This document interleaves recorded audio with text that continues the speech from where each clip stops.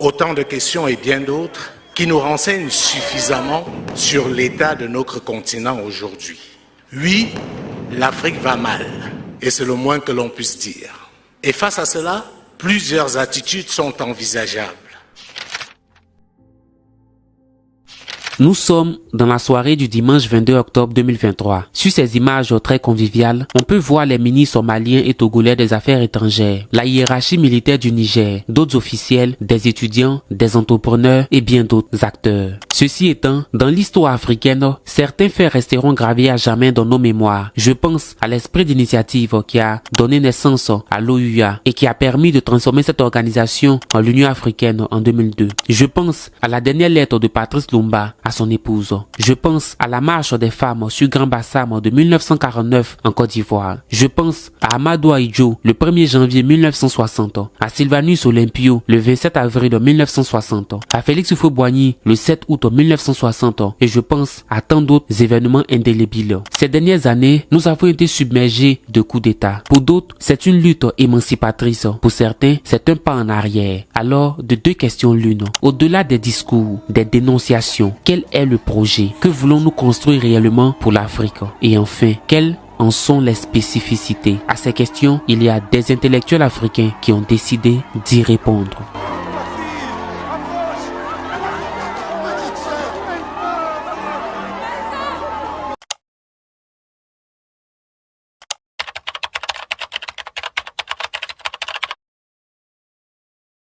Mansa est un projet dont chacun d'entre nous doit faire la propagande, car bizarrement, c'est un projet très utile, mais les médias n'en parlent pas assez. Voici à mon avis en quelques minutes les points qu'il faut vulgariser. Dans quel pays aura lieu le prochain coup d'État militaire en Afrique? Combien de morts vont encore nous servir les différents groupes terroristes dans les minutes, heures et jours à venir? Comment en seulement quelques années l'Afrique est devenue le cœur du terrorisme mondial? Pourquoi, malgré Serval, Barkhane, Takuba, G5 Sahel, MUNISMA, pourtant composés des armées les plus puissantes du monde, le terrorisme, au lieu de reculer, a plutôt progressé en Afrique? Autant de questions et bien d'autres qui nous renseignent suffisamment sur l'état de notre continent aujourd'hui. Oui, l'Afrique va mal, et c'est le moins que l'on puisse dire. Et face à cela, plusieurs attitudes sont envisageables. Du déni à la fatalité, en passant par les jugements de valeur. Mais nous, à Mansa, nous avons choisi la disruption. C'est une expression que vous allez beaucoup entendre cet après-midi et dans les jours à venir. Et derrière son apparence complexe, il s'agit tout simplement de remettre en cause l'ordre établi, de questionner les dogmes et les certitudes qui nous ont longtemps été imposés. Pendant trop longtemps, l'Afrique s'est définie exclusivement par rapport aux autres. On nous a empêchés de réfléchir, on nous a empêchés de penser, on nous a empêchés de nous questionner. Cet après-midi, nous n'allons faire que ça. Nous allons nous poser des questions les plus absurdes selon certains, les plus pertinentes selon d'autres. Par exemple, la Terre est-elle vraiment ronde? Tourne-t-elle vraiment autour du Soleil? Emmanuel Macron dirige-t-il la France ou la CEDEAO? Dieu est-il sourd aux prières des Africains? Comment le continent où on prie le plus peut paradoxalement être le plus pauvre? Et si les militaires faisaient partie de la solution et non du problème? Et si l'Afrique refusait la démocratie? Ceci dit, Madame, Monsieur, à Mansa, nous sommes convaincus que l'Afrique ne sera pas détruite par ceux qui lui font du mal, mais par ceux qui regardent sans rien faire. Et malheureusement, ceux-là sont encore trop nombreux. Nous voulons donc vous inviter cet après-midi à mettre les pieds dans le plat. On ne peut pas faire la même chose chaque fois et espérer obtenir un résultat différent. Merci. J'ai la chance d'être le premier. Je suis Guy Blaise Kamle, je suis de la Banque africaine de développement, économiste en chef pour l'Afrique de l'Ouest. Mais je suis ici à titre personnel pour l'amour pour l'Afrique et surtout pour cette initiative que j'apprécie énormément. Bon courage pour ce que vous êtes en train de faire. J'aurais une question assez rapide pour ne pas perdre le temps. Comment est-ce que Mansa pense à connecter ce qui est fait avec les autorités qui sont chargées de mettre en œuvre? Je vais dire vous avez une bonne équipe qui va identifier les contraintes de l'Afrique, qui va même identifier les pistes de solutions. Mais une fois que cela est fait, comment faire en sorte que ceux qui sont en charge de mettre en œuvre ces solutions puissent les incugiter, les prendre cela sur eux? On a dit tout à l'heure ici, par exemple, le cas de nos dirigeants qui ne sont pas légitimes. Ça, c'est une vérité. Bon, une fois qu'on a dit ça, on fait comment? On organise les coups d'État ou alors on parle dit... Merci beaucoup. Merci. Bon, ok, je m'arrête là. Je crois que... Votre question a été bien comprise. Je vais demander au président, Alain Foka, de répondre à la question. Je croyais qu'on avait dit qu'il choisirait qui répondrait à la question. Comme il n'a pas choisi, j'étais démocratiquement choisi. C'est ça la démocratie. Mais je croyais que tu n'étais pas spécialement amoureux de la démocratie. Ça, c'est notre démocratie.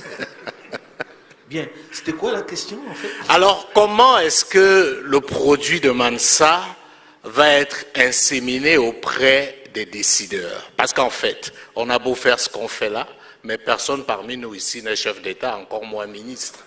Comment on fait?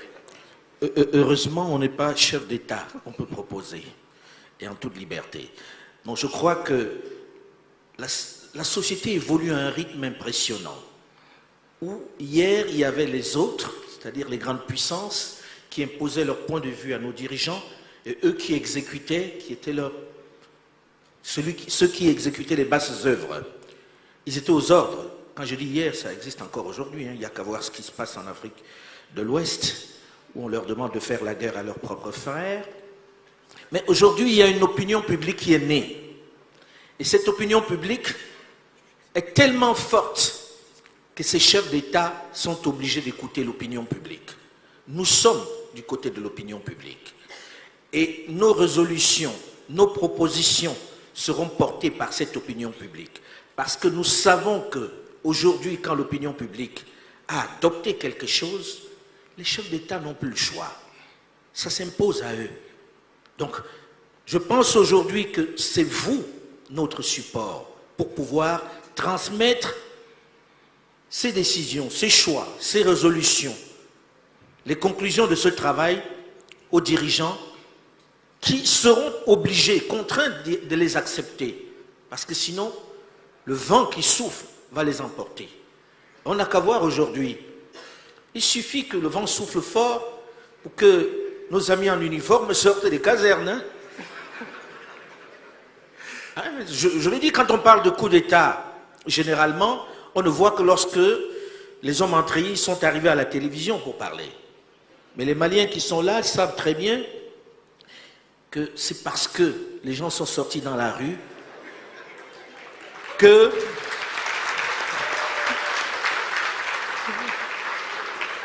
n'interprétez pas ce que je dis, hein, je dis bien les choses. Je dis bien que le président Ibrahim Boubacar Keïta a été chassé par la rue, pas par les militaires. Il faut qu'on soit clair. Les militaires n'ont fait qu'exécuter ce qu'une certaine rue avait décidé. Et c'est de plus en plus cela. Et je pense que les dirigeants que nous aurons ont intérêt à écouter la rue plutôt que Paris, Londres ou Washington.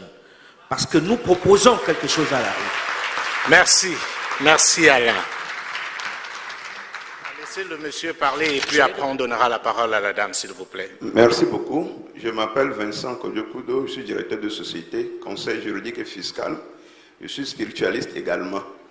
Nos frères occidentaux qui étaient venus dans le cadre de l'esclavage, la traite négrière plutôt et la colonisation, sont venus par la force des armes, c'est vrai, mais également par la force de l'esprit. Et dans les exposés que je viens d'écouter, le volet spirituel, Je ne parle pas du volet religieux. Le volet de la science de l'esprit n'a pas été évoqué. Je ne sais pas la commission qui s'occupe de la science de l'esprit. Voilà. Merci beaucoup. Alors les Mamsa, qui veut s'y coller? Qui veut répondre? Alain a pris le micro. Vous avez bien raison. Vous avez bien raison parce que c'est par là qu'on nous a le mieux colonisés. Et croyez-moi, on travaille dans la commission institutions, gouvernance et valeurs sur la question. Et vous aurez remarqué que nous avons tenu absolument, et je devais le dire à la fin de cette rencontre, à ce que des chefs traditionnels soient ici avec nous parce que nous allons leur demander leur bénédiction. Nous y croyons fermement, très fermement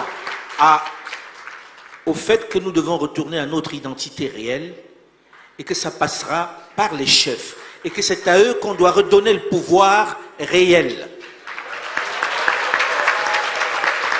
C'est eux qui désormais doivent être consultés au lieu d'aller chercher la CEDEAO pour nos grands problèmes. C'est eux.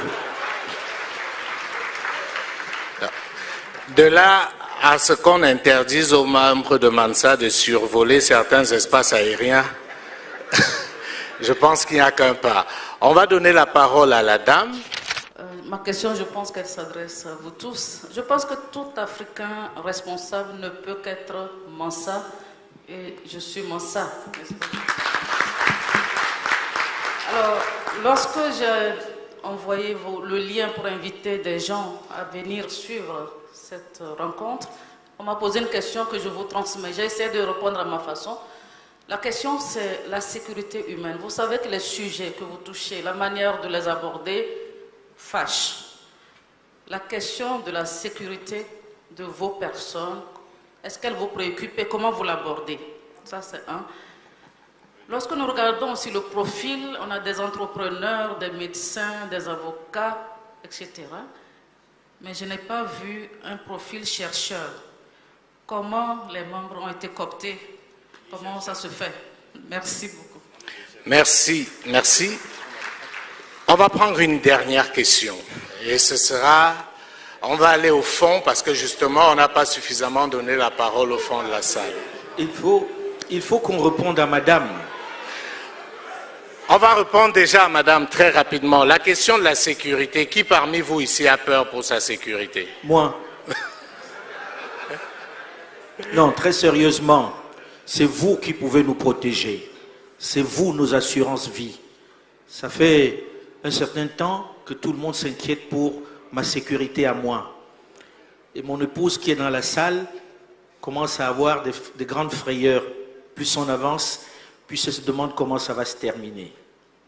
Mais c'est vous, ma sécurité, c'est vous, notre sécurité.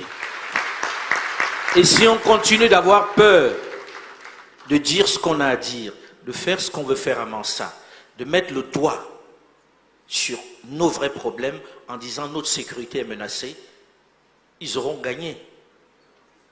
Mais s'ils savent que s'il y a un truc comme celui-là, vous allez réagir de la plus ferme des façons, je pense que ça va calmer un certain nombre de gens.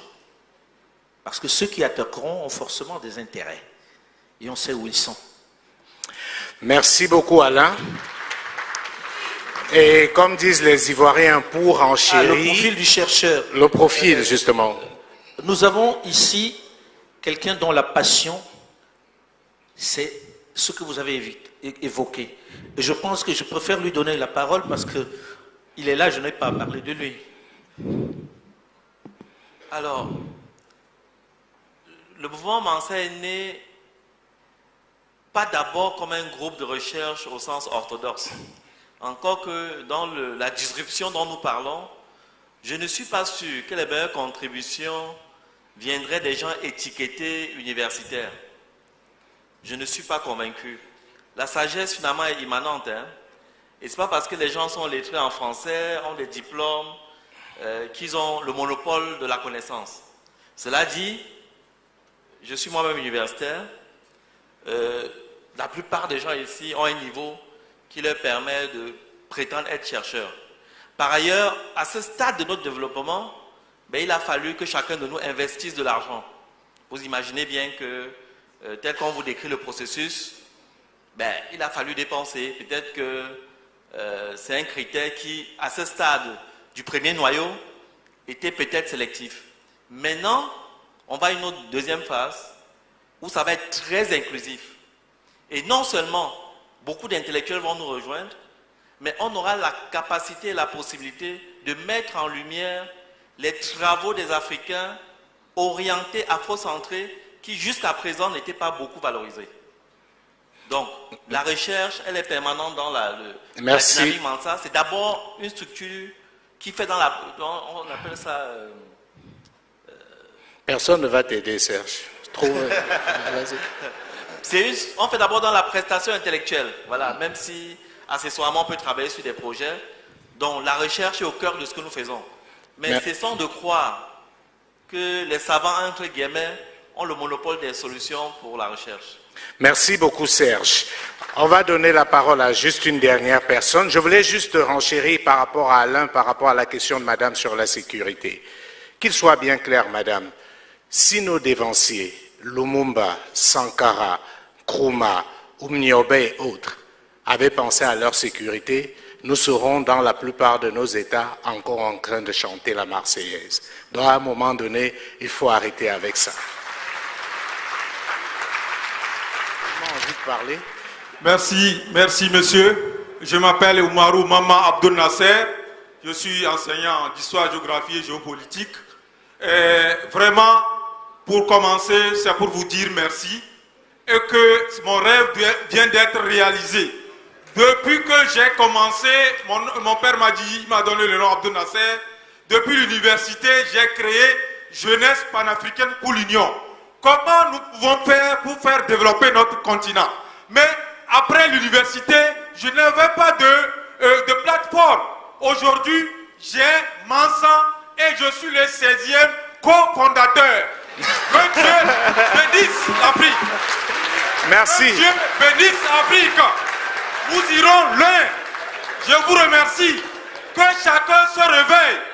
Dieu dit dans le Saint-Coran qu'il ne change pas l'homme, la vie des êtres, sans que nous-mêmes nous ne changeons notre société.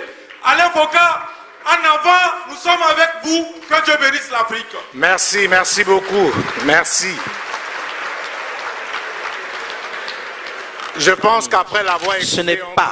Ce n'est pas un geste de générosité. Arrêtons de faire comme si c'est de la générosité. C'est une obligation. Une obligation pour nous si nous voulons être considérés comme des êtres normaux. De sortir de cette situation. D'arrêter de ne parler que des histoires de coups d'État, de militaires, de gouvernance, etc. Pour nous occuper de l'essentiel, de l'économie, du social, de la vie des gens. Les joutes verbales chez nous en pays francophone, essayons d'en sortir, s'il vous plaît. Soyez Mansa et arrêtez avec toutes ces grandes théories qu'on nous a inculquées dans les écoles pour que nous passions des diplômes en étant tout simplement des diplômés. Soyons des intellectuels, s'il vous plaît. C'est le moment et c'est maintenant. Merci à vous.